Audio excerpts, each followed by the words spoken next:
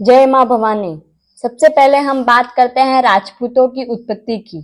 आर्यों की वर्ण व्यवस्था में 4 वर्ण माने जाते हैं: ब्राह्मण, क्षत्रिय, वैश्य एवं शूद्र। राजपूत शब्द क्षत्रिय शब्द का ही पर्याय शब्द है, जिसको 7वीं सदी के बाद क्षत्रियों के लिए विशेष रूप से प्रयोग में लिया जाने लगा। 9वीं शताब्दी तथा 10वीं शताब्दी में संपूर्ण उत्तरी पश्चिम व मध्य भारत में राजपूतों के अनेक कुलों ने अपना अधिकार जमा लिया।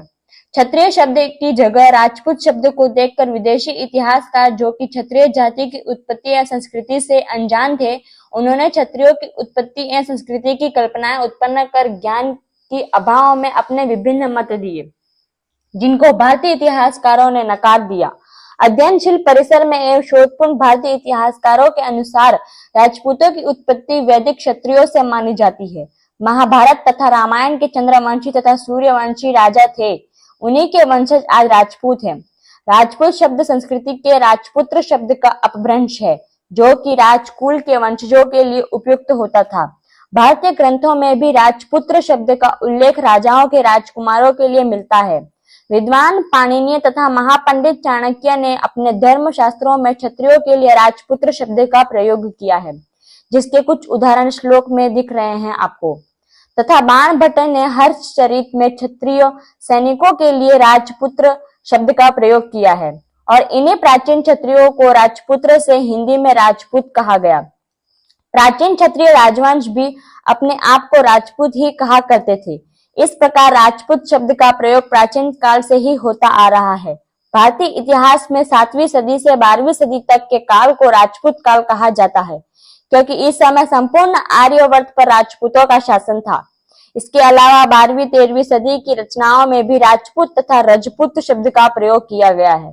कलहन द्वारा रचित राजतरंगिणी में कलहन ने कहा है कि 36 राजपूत राजकुल इतने अभिमानी थे कि वे साक्षात सूर्य को भी अपने से ऊंचा नहीं मानते थे, क्योंकि उस समय राजपूतों के 36 राजवंश प्रसिद्ध थे।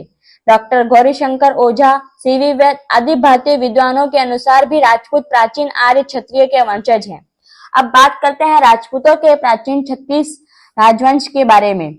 गुजरात के राजा कुमारपाल के कवि द्वारा रचित कुमारपाल चरित में 36 राजवंशों के नाम हैं: इक्ष्वाक, सोम, यदु, परमार, चौहान, चालुक, छिंदक, शिलार, चापोत्कट, प्रतिहार, करक, कुरपाल, चंदेल, ओहिल, पोलिक, मोरी, धान्यपाल, दहिया, तरुदली, निकुंभ, होण, हरियड, मोखर, पोखर, सूर्य, सैधव, चंदुक, राठ, शक, करट, पाल, बाउल, चंदुयाणक, अमण, नट, राज्यपालक।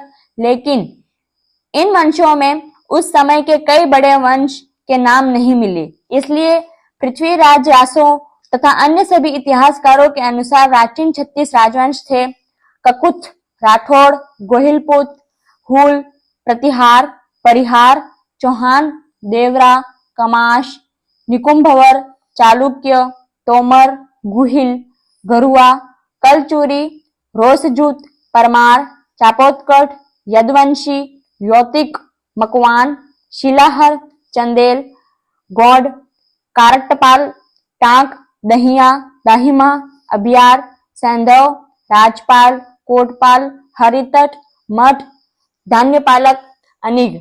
इस प्रकार ये 36 प्राचीन राजपूत राजवंश थे। इनके सैकड़ों शाखाएं आज भी राजपूतों में हैं, जिनके बारे में हम आगे वीडियोस में देखेंगे।